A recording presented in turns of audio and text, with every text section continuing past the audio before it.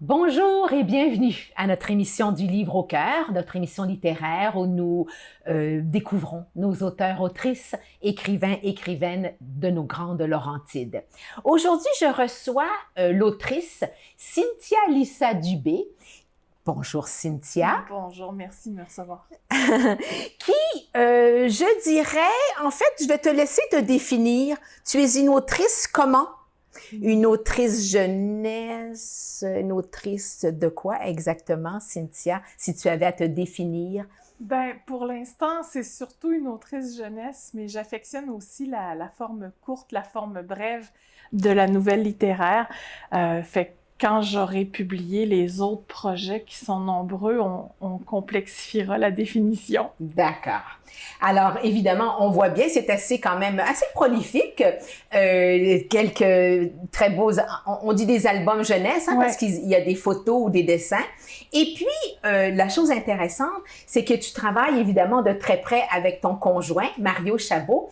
Et Chabot ou Chabot? On dit Chabot, Chabot. mais il s'en offusque pas. D'accord. Et il y a un projet très intéressant ici que nous découvrirons. Mais avant tout, nous allons voir d'où tu viens, qui tu es.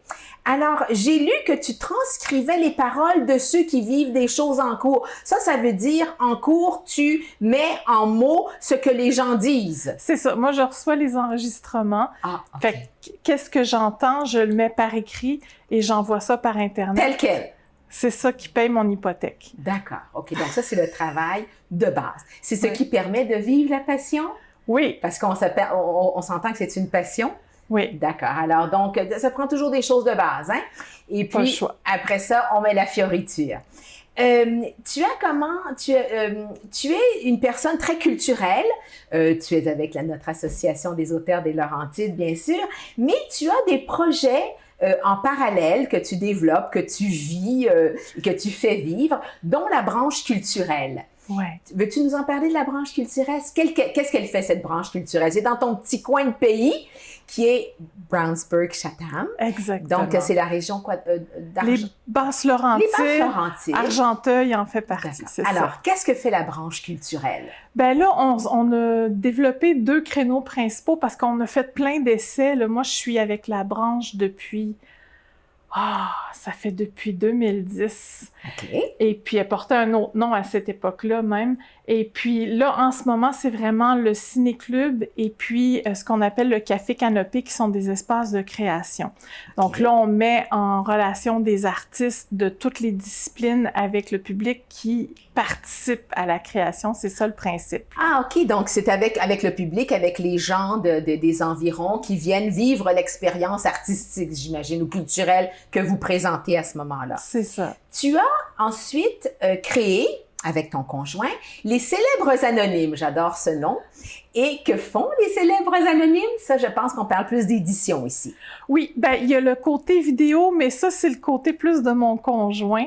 Ça prend beaucoup de ressources, beaucoup de personnes, fait que, bon, les projets sont plus au ralenti, fait qu'on travaille plus du côté de l'édition en ce moment. On édite nos propres projets. Donc, tout ça, c'est publié par les Célèbres Anonymes. C'est ça. Vous auto-éditez, finalement. Oui. Est-ce que vous éditez d'autres auteurs, autrices, ou c'est vraiment pour vous? C'est pour Pour nous, vous permettre de... pour mettre à terme, finalement, nos projets de création.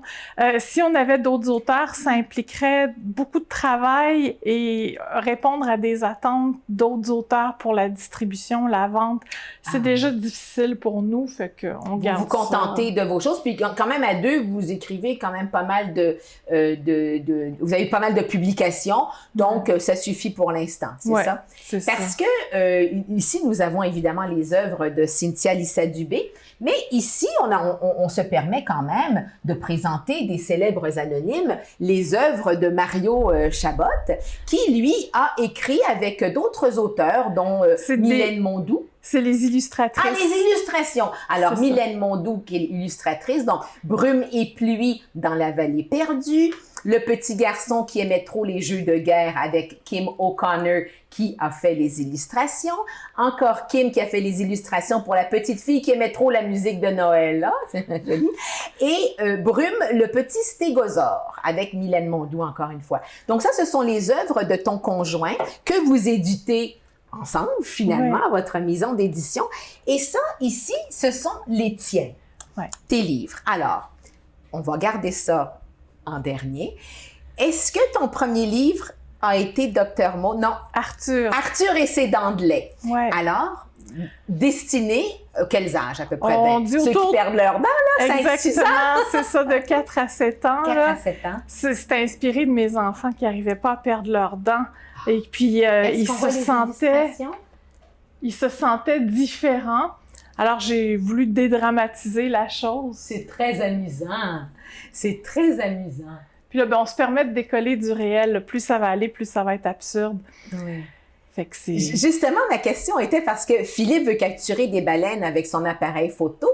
Moi, il m'est venu une idée. Je sais que tu as 2 garçons, pré-ados, jeunes ados.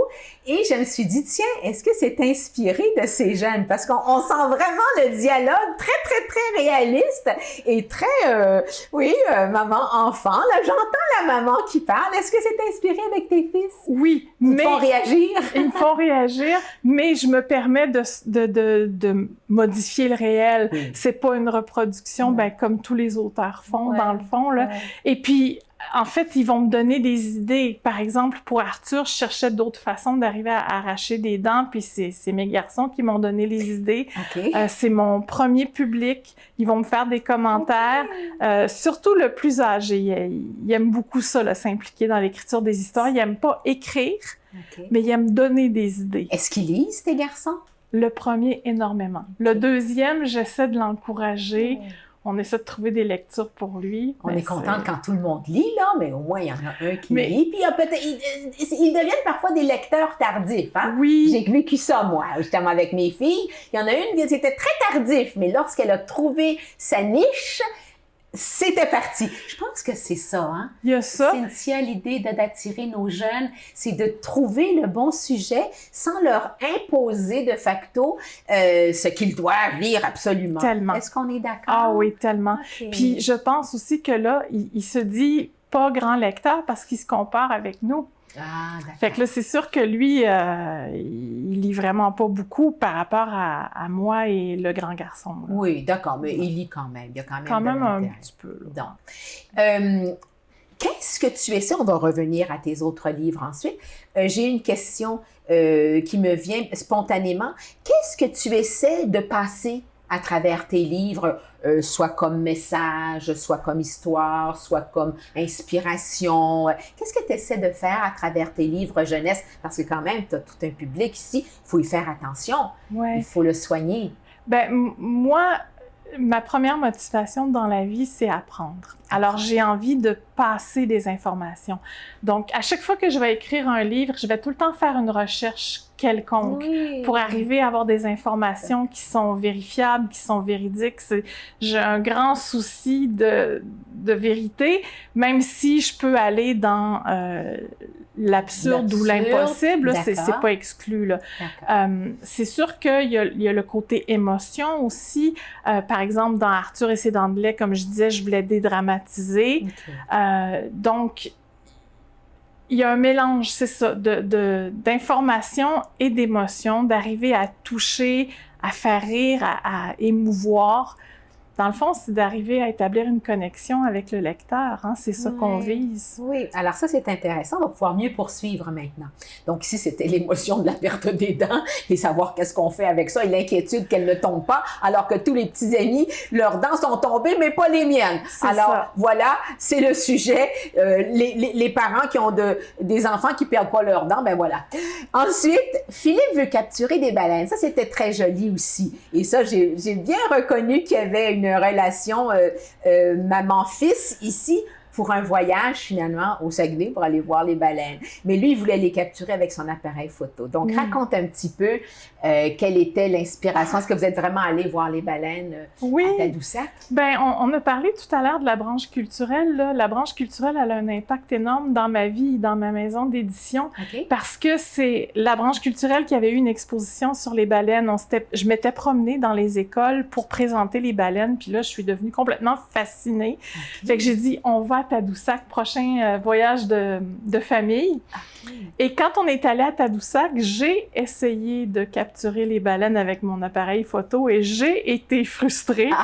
Puis j'ai dit, tiens, ça va être la prochaine histoire. Ça va être l'histoire de Philippe, qui est le grand frère de Arthur. Philippe, qui est un peu mon grand garçon, alors qu'Arthur est mon plus jeune. Fait que c'est comme j'ai transféré mes fantasmes à moi sur un personnage. Donc, quand je disais que je m'inspire de mes enfants, mais je m'insère là-dedans, puis je mélange tout ça, là. Ouais. C'est bien, parce que ça aussi, c'est inspirant comme voyage pour aller voir les baleines et tout ça. Et on sait, bon, baleines et autres, parce qu'il n'y a pas juste il y a des bélugas, enfin, ce sont des sortes de petites baleines, mais il y a une diversité, c'est ce que je voulais dire ici. Alors, ça, c'était très joli.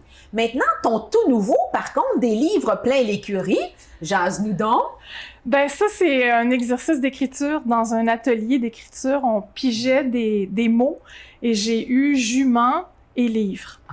Et là, on devait, il y avait tout un processus, on devait sortir plein de titres, puis j'ai fait un premier canevas, puis après ça, j'ai retravaillé l'histoire.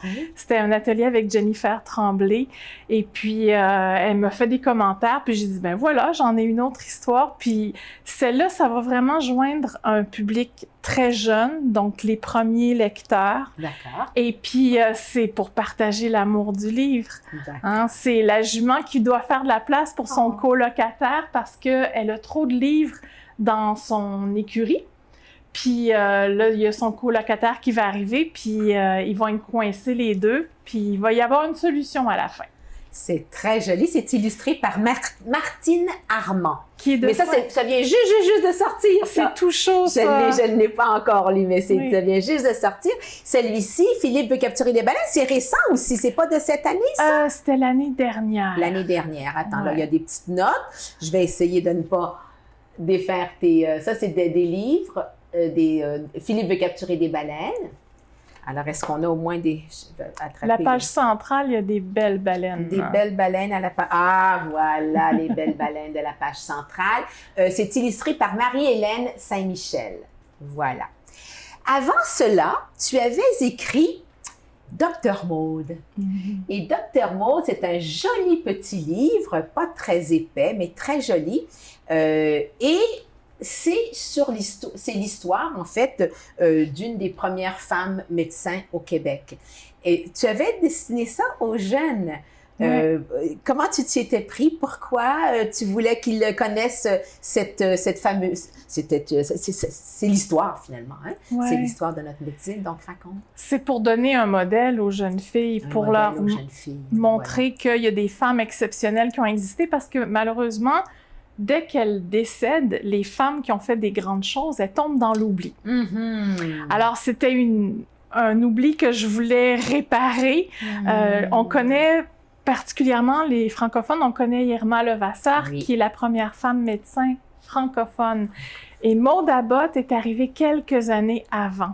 Elle a fondé le Musée régional d'Argenteuil dans la région où j'habite, puis c'est comme ça que je l'ai rencontrée, parce que moi, j'en avais jamais entendu parler. Les gens qui étudient à McGill, ils la connaissent mieux. C'est ça, oui. D'accord. Donc, c'est intéressant de remettre l'histoire à l'endroit et de faire ressortir ces gens qui ont fait des grandes choses, dont Dr Maud Abbott.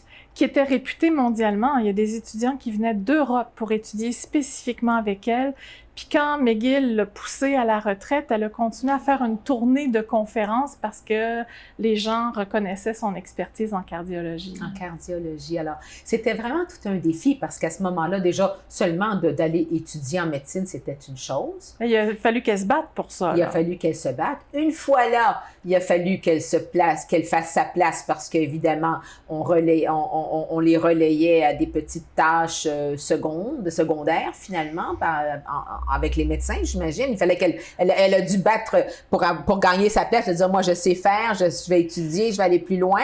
C'est ça? Elle a ouvert sa clinique privée. Fait que souvent, les femmes médecins travaillaient pour les femmes, pour les enfants, et gagnaient moins de sous. Puis il a fallu qu'elle se batte pour être reconnue comme enseignante, comme professeure à l'université. Puis ses collègues l'appelaient Mademoiselle Maude. C'est pour ça que le titre est Docteur Maude. C'était pour lui redonner son titre, parce qu'elle était bel et bien un médecin. Elle avait... Quelle lutte, hein, les femmes constante. ont dû faire pour arriver à leur bien. Et ce n'est pas acquis, ce n'est pas gagné nécessairement. On le voit encore de nos jours. Tellement. Maintenant, nous arrivons... Alors, ça, comprenons-le bien, c'est pour les jeunes, hein? Les jeunes de 10 à 14 ans. Oui. Roman biographique. Je me suis fait dire, tu devrais dire juste 10 en montant, parce Moi, que les j'adorais adultes le le lisent, Ben oui, c'est ça. j'étais toute contente de découvrir Dr. Maude parce que c'était pas trop long. Bien sûr, tu aurais pu tricoter tout ça, mais c'était très bien. Moi, j'en ai été très instruite finalement. Oui, je voulais faire quelque chose qui se lise bien, oui. qui déboule vite. Puis j'avais le souci de pas inventer une vie intérieure parce que c'est une personne qui a existé. Fait que je me suis fait reprocher de pas parler assez de ce qu'elle pensait, mais je suis vraiment allée avec l'information que j'avais parce que je voulais pas la trahir. J'avais ce souci-là. Fait que le prochain roman historique va se faire avec des personnages fictifs.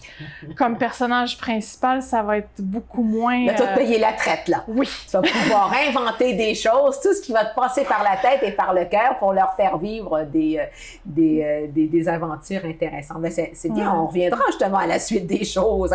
Mais pour l'instant, on va continuer avec ce qui est. Alors ça, ici, c'est très intéressant.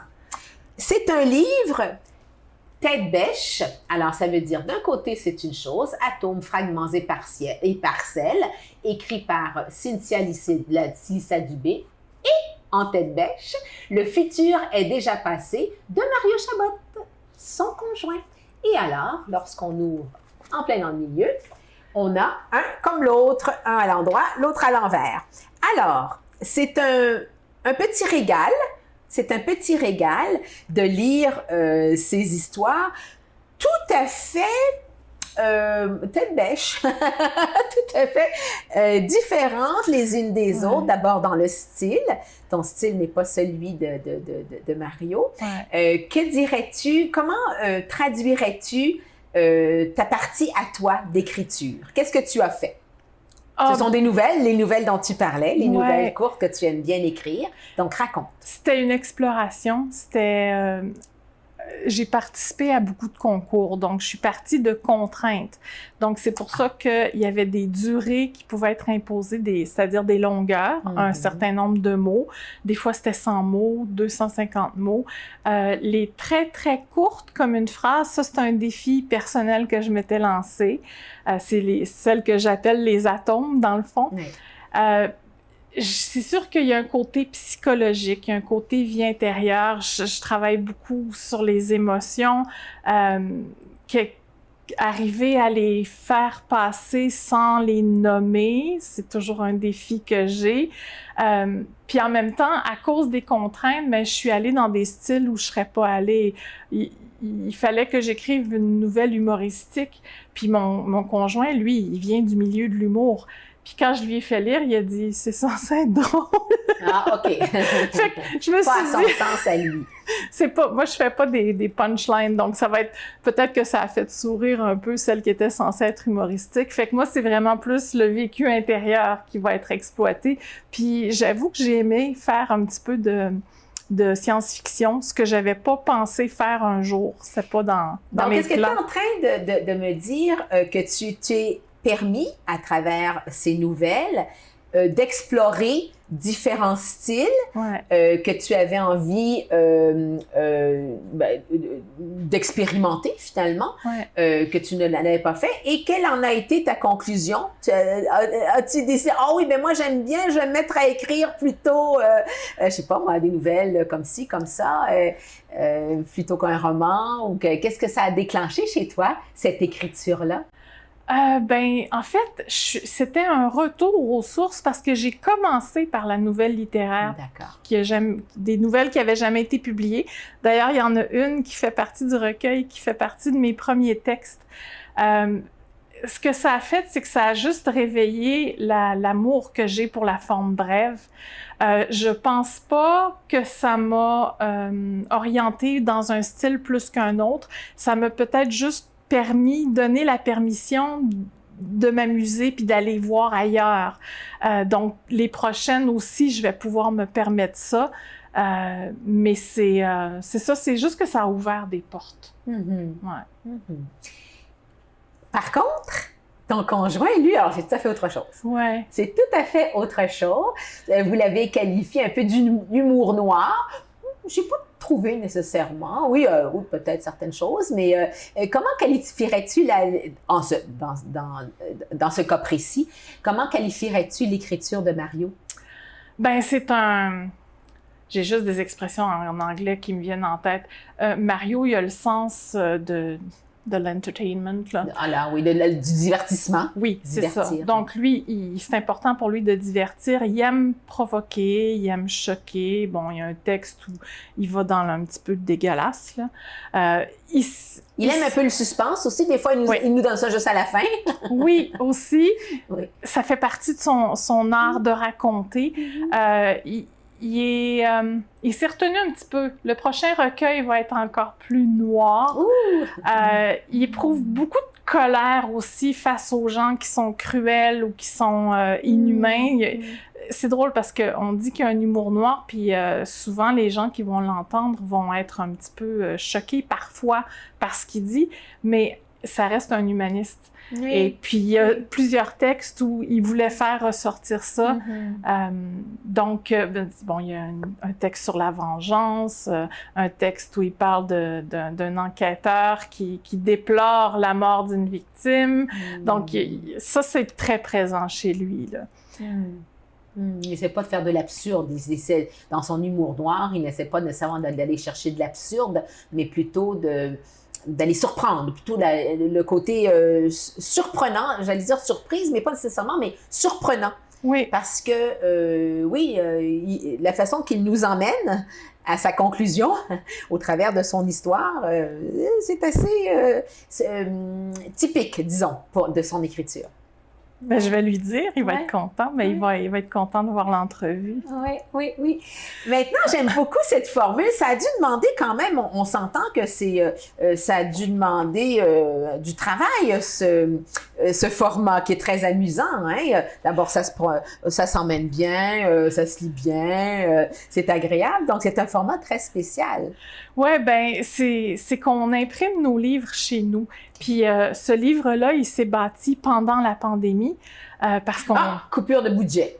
Oui, exactement. Puis comme on faisait pas de salon, qu'on n'avait pas de rentrée d'argent, on s'est dit on va faire du noir et blanc, on fera pas de l'illustré. Puis là, comme je faisais plusieurs concours, j'avais plusieurs textes. Puis là, Mario a dit moi aussi je vais embarquer. Mais là, avec nos deux styles, on fait comment?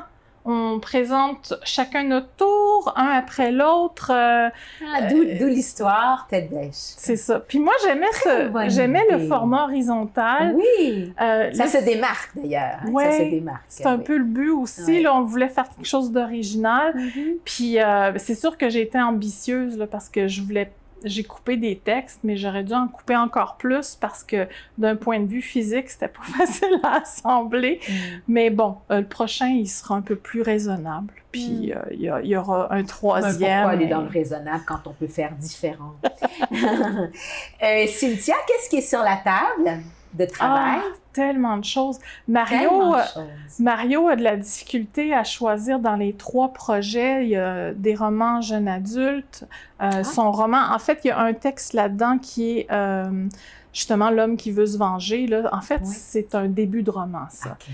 Fait que lui, c'est ça. Il y a comme 3 projets. Moi, j'ai toujours les courtes fictions. Lui aussi, d'ailleurs, en écrit encore. Faut que je lise qu'est-ce qu'il m'a envoyé. Il y en a plusieurs. Il y a un livre sur l'écologie que j'ai écrit avec mon grand garçon qui m'a donné plein d'idées. C'est intéressant. Puis là, c'est le fun parce qu'on est allé dans l'absurde. Il m'a sorti des idées que moi, j'aurais pas exploitées, là. Et bon, là, il reste la réécriture, faire lire au comité de lecture, parce que pour moi, ça, c'est vraiment important. Là, vu qu'on s'auto-édite, ça prend des regards extérieurs. Et puis là, ben, les illustrations, je vais m'essayer. Mais je garantis pas. Fait que je vais faire un Il y a un talent qui est là. Tu aimes déjà illustrer, tu aimes dessiner.